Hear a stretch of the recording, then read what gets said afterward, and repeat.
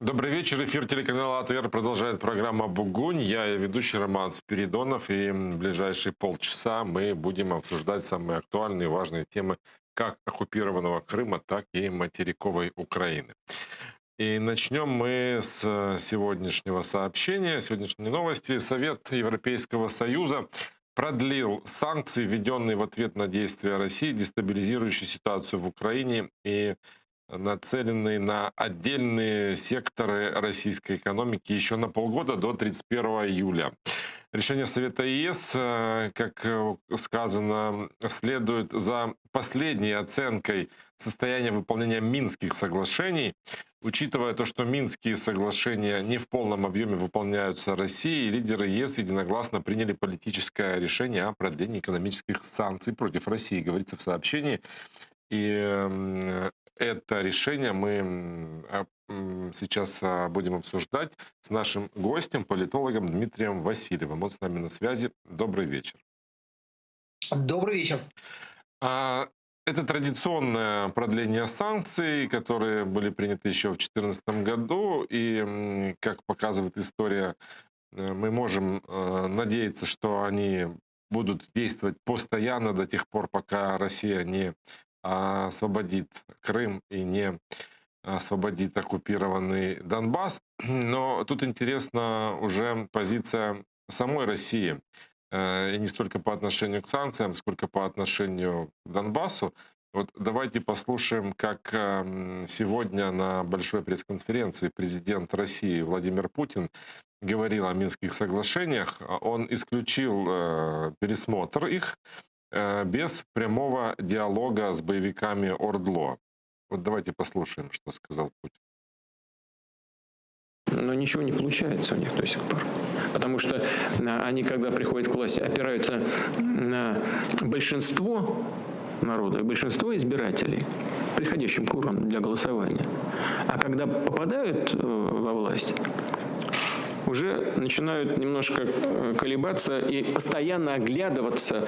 Ну, не хватает, мне кажется, просто политического мужества. Оглядываться на крайние националистические силы. Ничего не сделано, по сути дела, в плане политического регулирования. И более того, официальные лица в Киеве много раз уже публично заявляют о том, что они не собираются выполнять Минские соглашения. В одностороннем порядке ничего пересмотреть не удастся. Нужно с уважением относиться и к другой стороне, которая подписала этот документ, а именно к представителям Донбасса.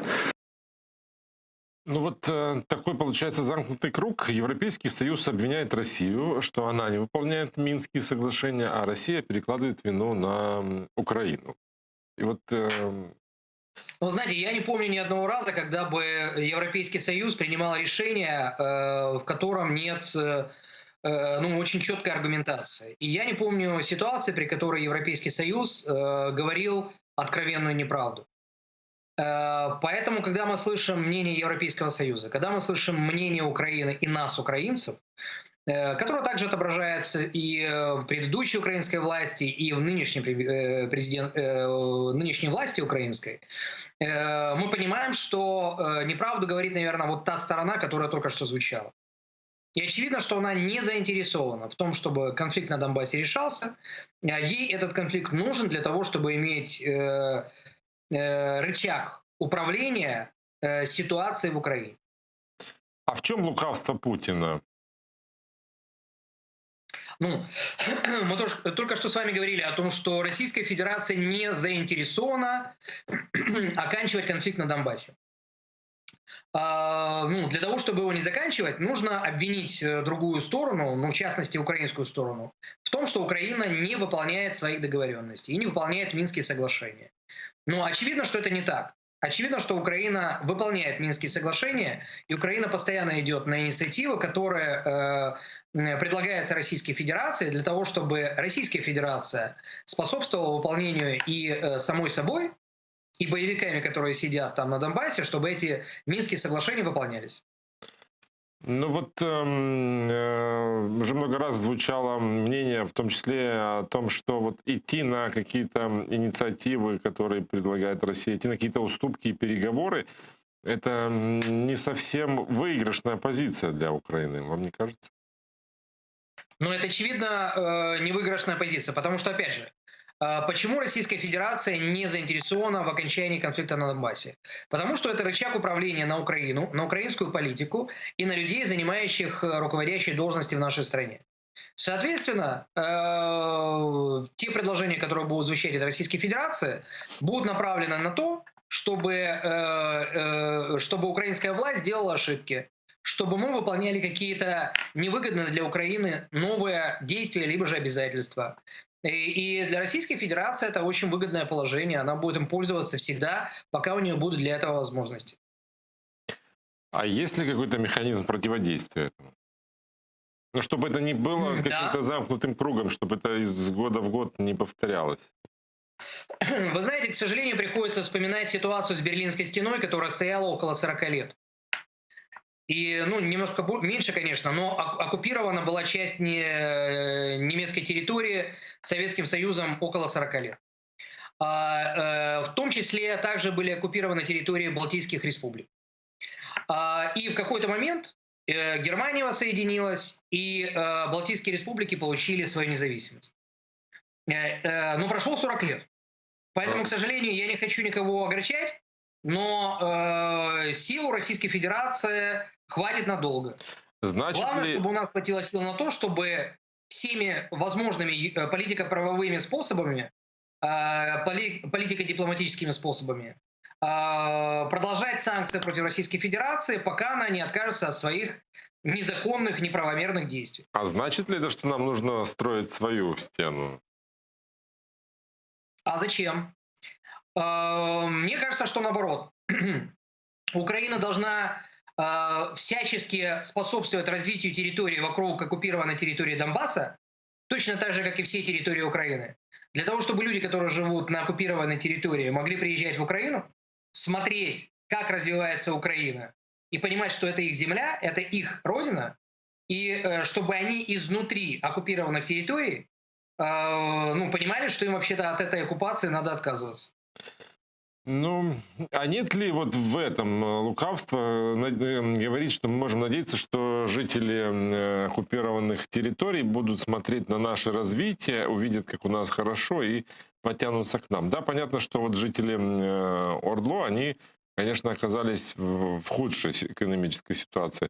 Но ведь мы же тоже тут и с огромным дефицитом бюджета, и с недофинансированием, и как бы говорить о том, что у нас скоро наступит экономическое процветание, тоже, наверное, не стоит надеяться в ближайшее время. Я бы не говорил, что это лукавство. Я говорил, что это должно быть четким планом любой украинской власти.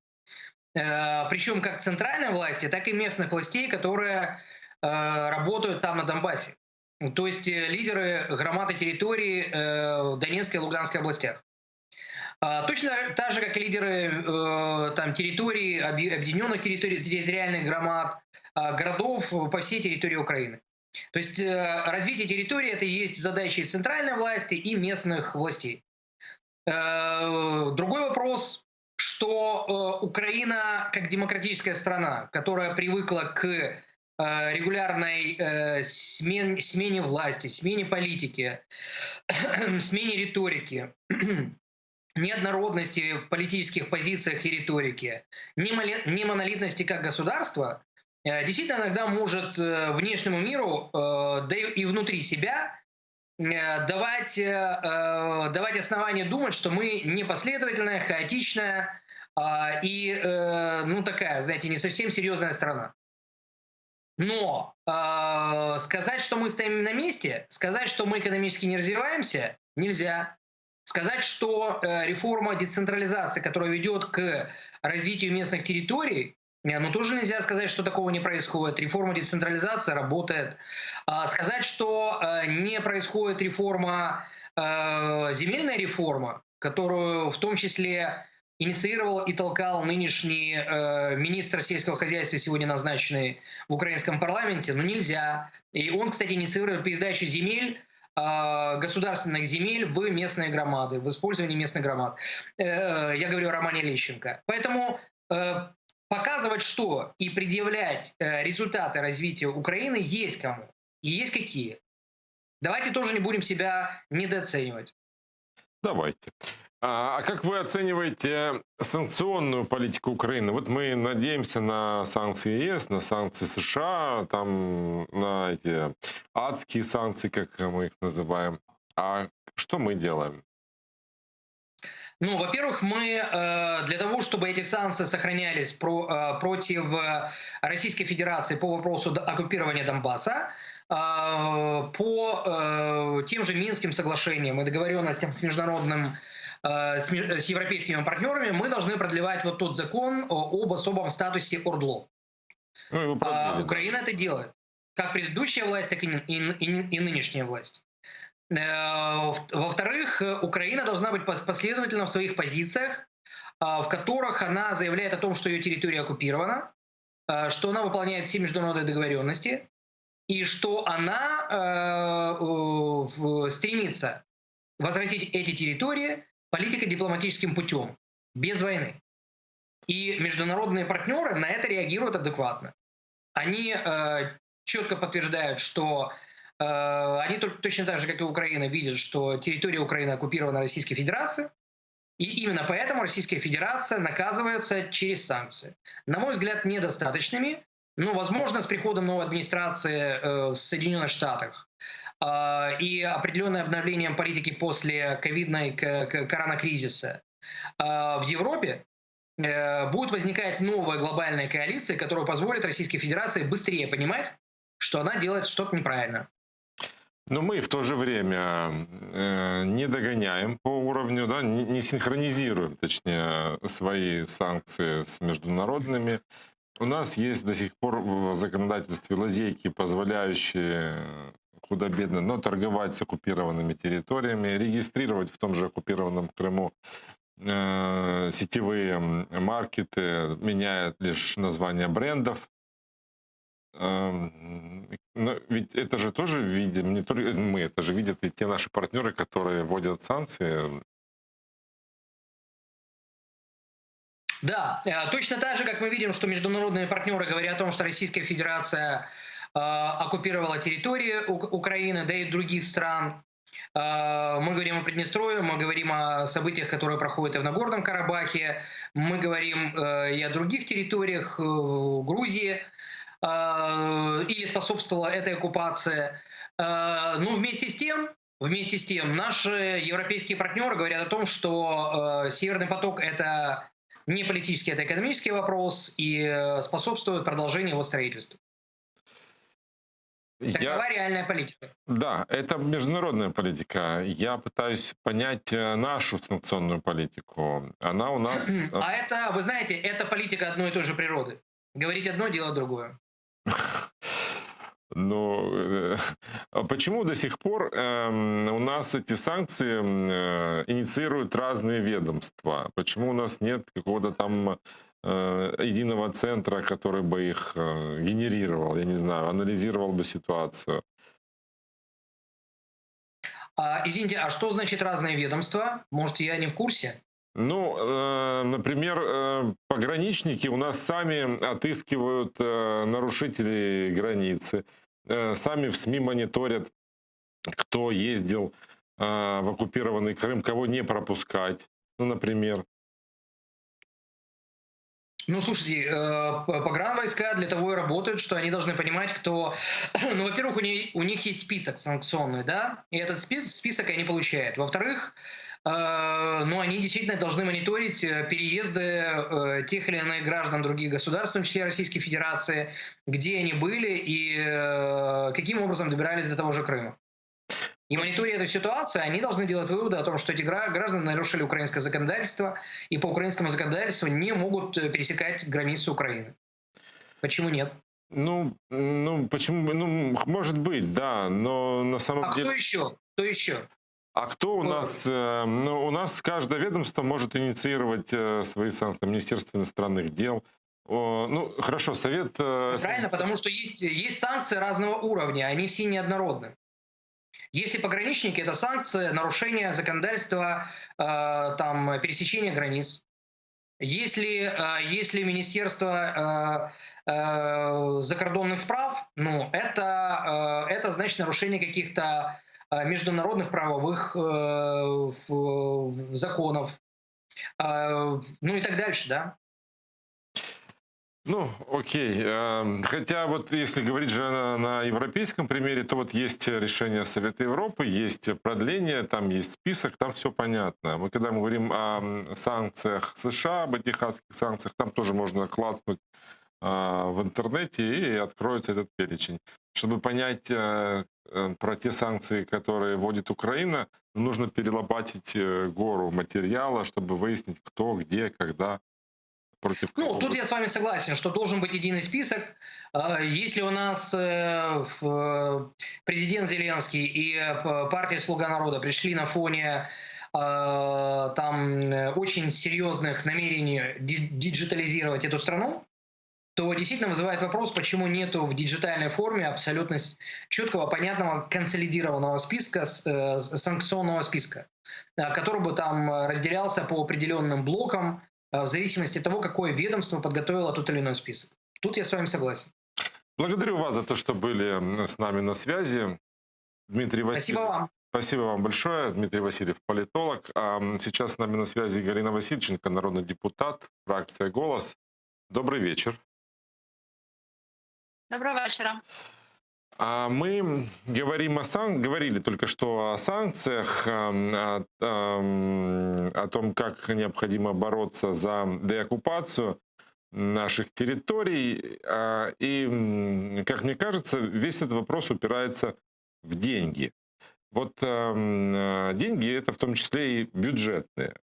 Как вы могли бы оценить бюджет, который был принят на этой неделе, с точки зрения, скажем так, решения вопроса деоккупации? Ми не голосували за цей бюджет. У нас є дуже багато застережень. Ми їх озвучували, ми давали свої пропозиції, але, на жаль, вони по суті не були враховані, і тому ми не підтримували цей бюджет. Я хочу нагадати, що ми зараз знаходимося як в стані економічної кризи, так і ви слушно кажете, ні в жодному випадку не можна забувати про війну і про те, що нам потрібно деокуповувати території.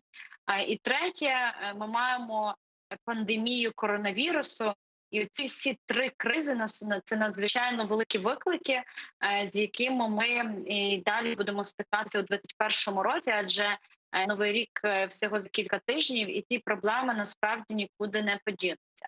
А якщо повертатися конкретно до питання бюджету, який був проголосований у вівторок, ну то з позитивного я можу виділити хіба що той момент, що нам вдалося відстояти бюджети громад, бюджети органів місцевого самоврядування. Зокрема, я маю на увазі те, що прийняли мою поправку до бюджетного кодексу про збереження акцизу на місцях.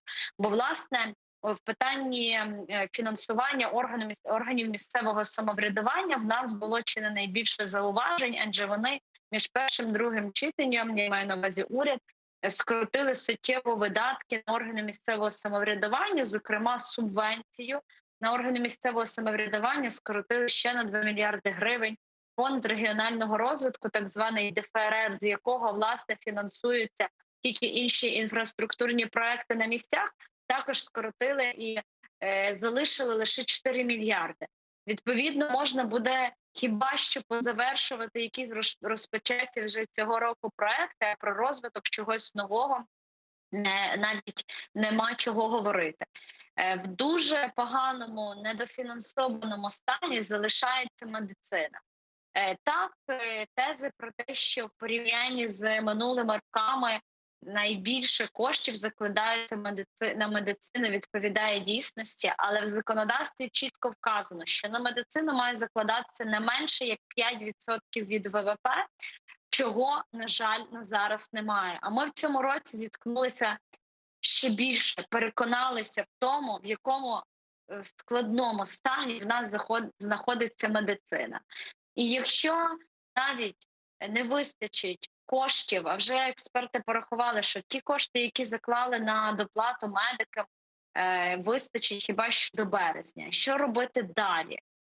Якщо цих коштів і далі суттєво стільки не вистачатиме, бракуватиме в медичній сфері, а ми бачимо, що зараз відбувається в сусідніх країнах, зокрема в Польщі, в Чехії, коли вони абсолютно лібералізують доступ українських медиків до їхніх медичних установ, то що ми з вами будемо робити буквально найближчим часом, коли станеться така ситуація, що українські медики просто масово почнуть виїжджати працювати за кордон, і нам не буде кому лікувати. Водночас, попри всі ці історії, залишається суттєве збільшення видатків, де знаходяться коштів на офіс генерального прокурора, на офіс президента. Це в той час, коли я ще раз зазначу з того, що я починала, в нас економічна криза, медична криза, зокрема, я маю на увазі пандемію коронавірусу, і в нас війна. І крім того, ми бачимо, як вже протягом кількох днів, протягом кількох місяців мікробізнес, найдрібніші підприємці виходять на акції протесту за свої права, за спрощену систему оподаткування. Влада навіть не спроможна вийти до них і прокомунікувати, запитати, якщо, на їхню думку, я маю на увазі на думку влади, були прийняті відповідні законопроекти, компромісні, як вони їх називають, то чому ж і далі підприємці виходять на акції протесту? Можливо, ці законопроекти не були такими вже й компромісними. Дуже багато запитань до нашого уряду, до тих призначень, які ми сьогодні спостерігали у Верховній Раді, і однозначно тут потрібно це все піднімати, ці питання комунікувати, піднімати і не залишати поза увагою. Благодарю вас за то, что были с нами на связи. Галина Васильченко, народный депутат, о бюджете 2021. Спасибо большое. Мы продолжаем наш эфир, и к нашему разговору подключился Андрей Шкиль, народный депутат Украины 4, 5 и 6 созывов. Добрый вечер. Доброго вечера.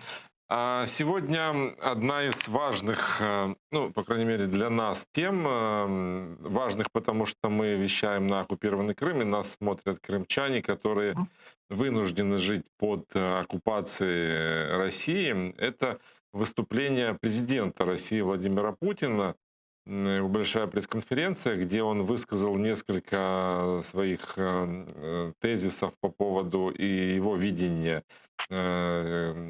разрешения конфликта на Донбассе, говорила и об оккупированном Крыме. И вот один из его тезисов, который сегодня прозвучал, он касался воды, которой, как мы знаем, там дефицит, там пересохли водохранилища, потому что оккупационная власть использует весь ресурс, большую часть ресурса на свои инфраструктурные и военные объекты. Так вот, оказывается, несмотря на то, что российские СМИ, оккупационные крымские, несколько месяцев выдавали репортажи о катастрофе на полуострове, оказывается, этой катастрофы нет. Вот давайте послушаем, что сказал Путин. Судя по всему, запасов хорошей пресной воды в Крыму, собственно, достаточно. Просто этим и в советское время, а тем более во время, когда Крым входил в состав Украины, не занимались. Сейчас эти работы ведутся широко. Одно из направлений было опреснение, но думаю, что это будет так точечно только можно сделать, потому что опреснение – это достаточно дорогое удовольствие. Есть еще для Крыма может быть одна новация. Вот специалисты говорят о том, что в прилегающих к Крыму акватории Азовского моря, под Азовским морем, могут быть очень большие запасы пресной воды хорошие. Вот все это в совокупности дает мне основание сказать, что проблему мы решим. Ну вот, как вы думаете, стоит ли верить Путину, учитывая, что очень часто как раз нужно иметь в виду обратное, когда он говорит о чем-то? Ну, я щиро здивований був такою заявою, думаю, як і більшість кримчан, які це слухали, і розуміють, вони, я думаю, також, що окупаційна влада зобов'язана забезпечити, але не може, тому лідер окупаційної влади, тобто Росії лідер, він мусить шукати якісь, я не знаю, відмовки, якісь ідеї, гіпотези висновувати. Ну, насправді, Путін дуже часто в своїх виступах, в своїх конотаціях, в своїх аналізах він користується, ну скажімо так, інформацією з дужком. Тобто вона насправді існує, ця інформація, але вона трошечки не такої, якою він її подає. Бо так на Арбатській стрілці, під Арбатською стрілкою є поклади не соленої води, тобто не морської води, скажімо так. Але використовувати цю воду для пиття, тобто що таке хороша питна вода. Це так питна вода, яку можна зварити чай. Правда, по тій воді, яка є під Азовським морем, зварити чай не можна. Тобто це лікувальні води, це води з деякими домішками, це все те, що в Трускавецькій чи Моршинській воді що-небудь варити. Тобто інформація існує, але вона ніяким чином не відповідає тому запитанню, яке було задано журналістам щодо води. Чи коли з'явиться вода в Україні, чи яким чином, де її взяти, бо опріснення не працює, а новий водопровід туди провести. Ну, ясно, що неможливо. Тому ця взагалі прес-конференція, вона відбувалася трошки таким, в такому поношеному форматі. Відчувалася втома і організаторів, і втома всієї російської еліти, яка причетна була до формування цієї прес-конференції, до того подій. Я розумію, що, наприклад, коронавірус на всіх вплинув до певної міри і дотриманих санітарних правил, тим не менше. Ну, дивіться, ситуація з Навальним, тобто його розслідування, і чомусь випадково не трапився жоден журналіст, наприклад, CNN на конференції, де був подій. А журналіст з BBC, який задав питання, ну, скажімо, трошки гостріше, ніж всі решта, він не облизував і не цілував Путіна, просто звичайно журналістське питання. Ну, скажімо, отримав атаку з боку абсолютно немотивовано і, як на мене, дещо більш історично, ніж очікував навіть сам журналіст, який задавав це питання з боку Путіна. Тому треба розуміти, що ситуація в Росії зараз практично діаметрально в дуже багатьох випадках протилежна від тої, яку було подано на прес-конференції сьогодні Путіним. Це торкалося усіх питань. Ну, в першу чергу, звісно, річ це торкалося і Криму, і Донбасу, де він розповідав про те, що мінські домовленості через те, що там брали участь у них іноземні представники, стали міжнародним законом. Це новація, яку вартує запам'ятати, тому що українські би, якщо Міністерство закордонних справ і керівник української зовнішньополітичної структури, тобто президент України, мав би це використати, тому що міжнародні закони, які ті, які були утворені міжнародними організаціями, членами котрих є Україна. Немає міжнародної організації Мінська переговорна група чи просто Мінська група. Тобто, але це було оголошено привселюдно відповіді на питання його Путіна виборців, і громадян, які слухали, і, можливо, разом з ними слухали і достатньо велика кількість представників і засобів масової інформації, і світових, і в тому числі. І це виглядало, ну, скажімо так, трошки низьким смаком це все відбувало. И все-таки, возвращаясь к воде, вот удивительно, да, он же мог использовать свою трибуну как обращение с очередным обвинением Украины в геноциде водном, сказать, что вот такие плохие, а он как-то так заявил, что и проблемы-то нет. Вот почему? Чому? Тому що насправді, коли розказати людям, які живуть в Криму, ну це ж було звернуто в першу чергу до тих, кого це торкається. Тобто зрозуміло, що решта регіонів Росії на це дивилися так же про Крим, про перемоги забулися, про цей випадок, що Крим приєднали, і ця ейфорія, вона трошки відійшла вже на бік. І це цікавить меншу частину російського суспільства. Так, частина, котра була зацікавленою аудиторією, вона отримала інформацію, яку вона раніше, ну скажімо так, з його вуст не чула. вже тричі було обіцяно забрати там Крим для Крима воду в Україні, чи там річку Дніпро куди-небудь там повернути, чи, скажімо так, натиснути через міжнародні структури, властиво про геноцид говорячи, то зараз просто була немає інформації.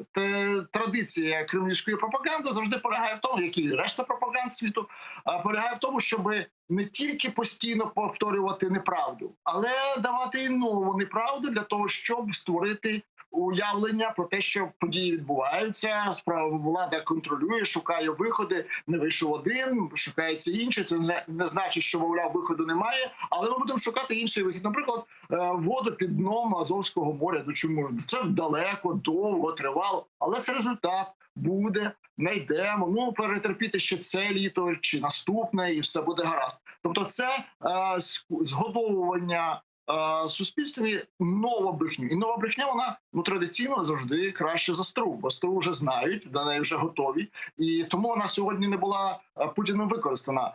Абсолютно зрозуміло. Тобто це така логіка була. А те, що Росія відмовилася від атаки на українські водні системи, тобто на системи водозабезпечення Криму, ні, не думаю. Не думаю. Я думаю, що це на столі Генштабу російського карта цих бойових дій розложена, складена, але чи будуть вони застосовані, мало ймовірно. Бо російська ситуація зараз з застосуваннням будь-яких силових методів розв'язання питань вже була доведена і на Кавказі.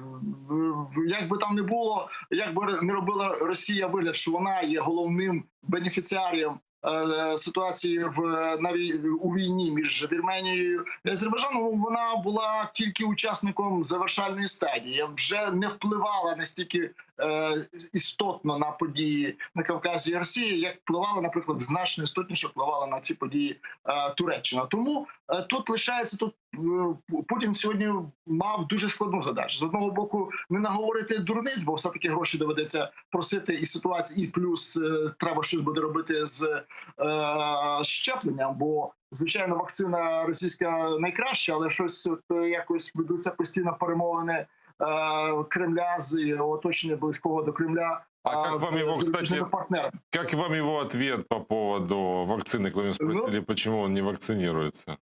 Он сказал, что лікарі не радять, він не дошла до нього категорії вікові, сказав. Тобто, от ви розумієте, тобто ситуація була, враження, що він був не готовий до цих питань. Принаймні так складалося враження. Просто я думаю, ясно, що це не так, але роздратування так погано приховувалося. І ця ситуація знецінення моменту, не цікавить його це все. Йому все далі перегортаємо. Він оживився одразу тільки, коли представник BBC задав запитання про Навального. Він почав розповідати про те, що це все зробила американська розвідка. Тут він був такий живчик. А коли торкалося пояснення ситуації, чому він не зробив собі щеплення, тут це тяжке для пояснення людині, яка, скажімо, представляє абсолютно неподільну владу в Україні. Зробити йому вакцину, то навіть, я не знаю, умовно кажучи, ж можна було плацебо ввести. Хто ж там був, знав, але публічно всі бачать. Це не робиться з одної причини, тому що його це не цікавить. І люди, які з ним з такою пропозицією приходять, просто можуть поговорити, як кажуть, самі між собою. Він цього не слухає, він вже в космосі, він вже летить на цих своїх гіперзброї, 10 махів кудись там. Це там його уява, а не внизу. Ну, история с вакциной вообще интересна. Она же не прошла третью клиническую стадию испытания. Поэтому Путин, собственно, и не хочет прививаться. Это даже Песков в открытую говорил, что... Но при этом он дает указания вакцинировать людей. Ну, это похоже на какой-то експеримент над собственним народом. Ні, дивіться, я вам скажу, до речі, відверто, коли говорити про погляд збоку, то французьке телебачення, це причому перший державний канал, тобто головний державний канал, скажімо так, французького телебачення присвятив, є такі передачі розслідування на телебаченні, вони тривають 40 хвилин, вони розслідують про різні події французькі. Тут раптом вони в контексті, чому немає вакцини французької, і де, коли вона буде, вони приділили з цих 40 хвилин передачі десь, напевно, 15, тобто значну частину російській вакцині. Чому вона є недоброю? Тобто, бо це також було французам дещо так пекло самолюбство. Ну як це от країна передала Франції. Тут раптом з'явилася інформація про те, що Росія перша. І вони по поличках розклали дуже детально, що це є. Це просто насправді, ще раз кажу, це думка французьких фахівців, які стверджують, що це легке зараження. Просто береться легка форма вірусу, вводиться, і друга частина – це частина, яка нейтралізує попередню. Тобто фактично це є, навіть це не вакцина, це спроба прискорити процес охоплення слабкою формою, тобто інфікування слабкою формою значної кількості населення для того, щоб виробити з їх допомогою імунітет. Ось і все. Тому, звичайно, що Путін збирається коштом власного здоров'я оплачувати імунітет росіян. Ну, будь ласка, хай інші це зроблять, бо якщо 70% населення перехворіє, все. Імунітет колективний випрацьований. Якщо 30 перехворіло, то вже нема загрози, скажімо так, медичним установам. Але це на заході, в Росії, навіть якщо перехворіє 60%, то загроза медичним установам, обвалу системи охорони здоров'я все ж таки зберігається. Тому це смішно, але це от факт. Тобто Путін не дбає про наслідки. Він не буде щеплюватися і все. Він не буде робити собі цей укол легкої форми коронавірусу. Та й все. Та й по всьому. І ще при цьому він буде розповідати, що, ви знаєте, от лікарі мені не радили з одного боку, а з іншого боку, що успішно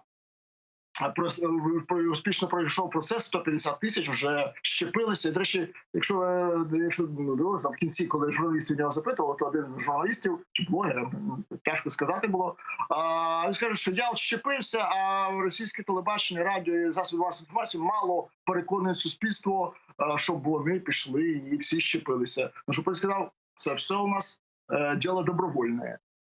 І коли про це говорить Путін, про діло добровольне, це зрозуміло, що всі вже в той момент або до того чиновники отримали чітку вказівку піти щепитися або попрощатися з своєю роботою. І найшвидше всього так воно і станеться в Росії. Тем более, что сам он там в бункере сидит. Да, йому то боятися нема чого. Я благодарю вас за участие в нашем эфире. К сожалению, время его закончилось, и мы вынуждены прощаться. Андрей Шкиль, народный депутат. Спасибо вам большое. Украина. Побачення, все на До свидания. 4, 5, 6 созыва был с нами на связи. А как я сказал, наше время уже подошло к концу. И буквально через несколько минут встречайте в этой студии Османа Пашаева с программой «Прайм».